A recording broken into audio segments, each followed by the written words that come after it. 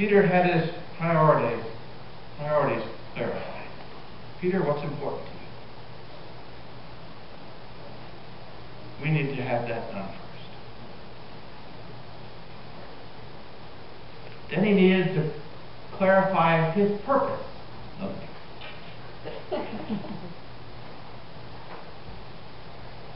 Peter, I've given you something to do. Your life is not over. And it's so incredible that this is the point of this passage, because so many times when we bump into a traumatic situation, we think our life is over. Just like when I found out about my parents. I thought my life was over. Sure felt like it was over, but it was not. And the Lord says, today I have something for you to do. There's more for you to do.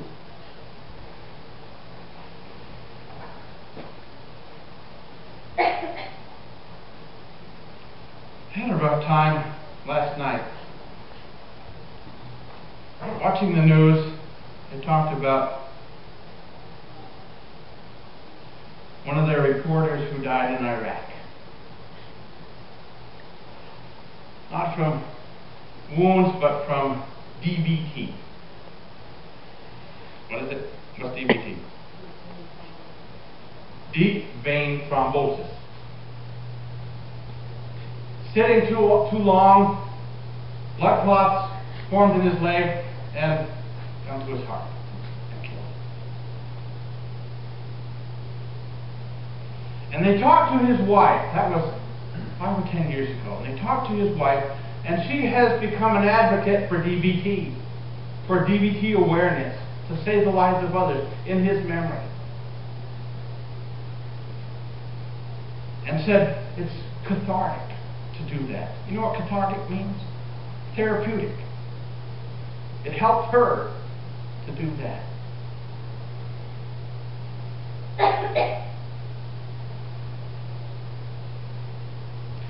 And I'm not sure where I was last night to have it affect me this way, but I broke down in tears.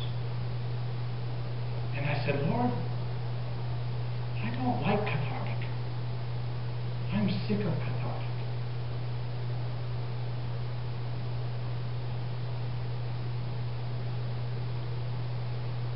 I'm sick of doing stuff in Jesse's memory. I just want him here.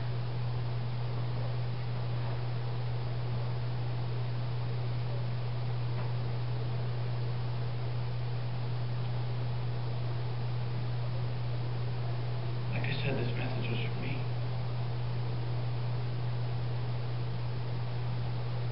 Because again, it felt like my life was over. I felt that I hadn't felt so strongly in I don't know how long. But the Lord helped me to clarify my purpose. And with Vicky's help, I began to think through the things that we had done since Jesse died. And the difference that it's made.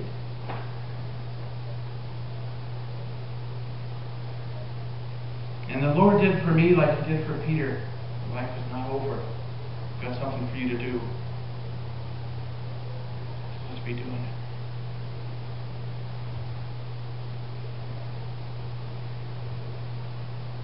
So I'm here this morning.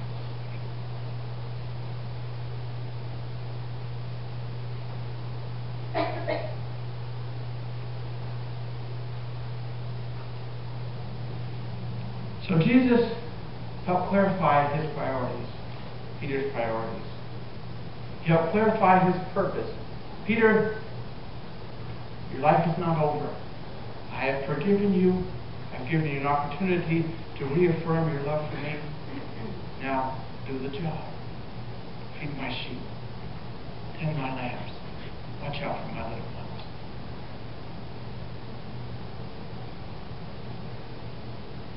And the last P. Kind of ironic. I don't know if Peter was feeling a little pressure, but when Jesus said, "Follow me," Peter needed to have his perspective clarified. You know, one of the ways we deal with trauma is to try and look at someone else, not at us. And Peter said to Jesus, what about John? What's he supposed to do? You've asked me if I love you. You've said you've reaffirmed my job. But what's John supposed to do? And Jesus said, don't worry about John. And by implication, don't worry about anybody else. That your perspective is what you're supposed to do. Your perspective is what I have called you to do. Your perspective is follow me.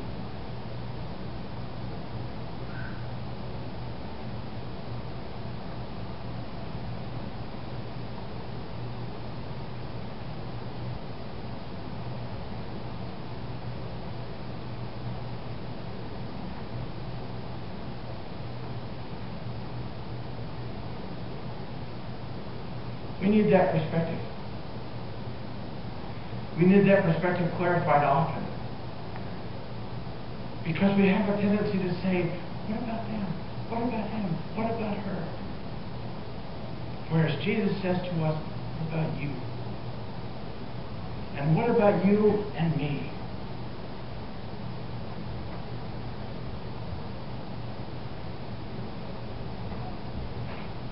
I heard an actor one time say, Christian actor, said the thing that helps him with his life and his ministry is that he realizes that he has an audience of one.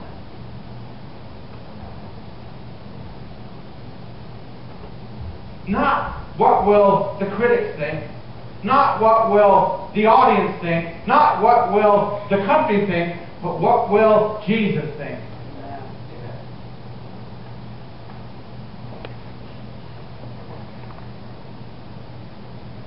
And the thing that I have found as I have tried to think through that thought is that Jesus is the kindliest critic that I know.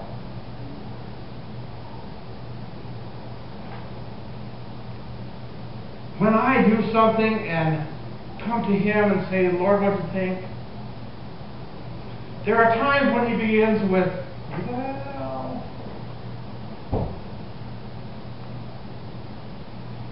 But He always encourages me.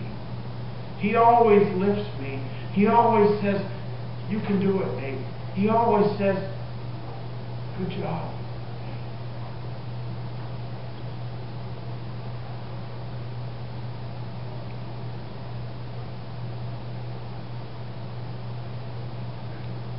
So when I clarify my perspective, that it's me and Him, when I clarify my purpose, that He's got something for me to do, it's not over. When I clarify my priorities, that I want to live for Him, then the fog goes away. The confusion scatters. The reboot happens. And I'm ready to go on.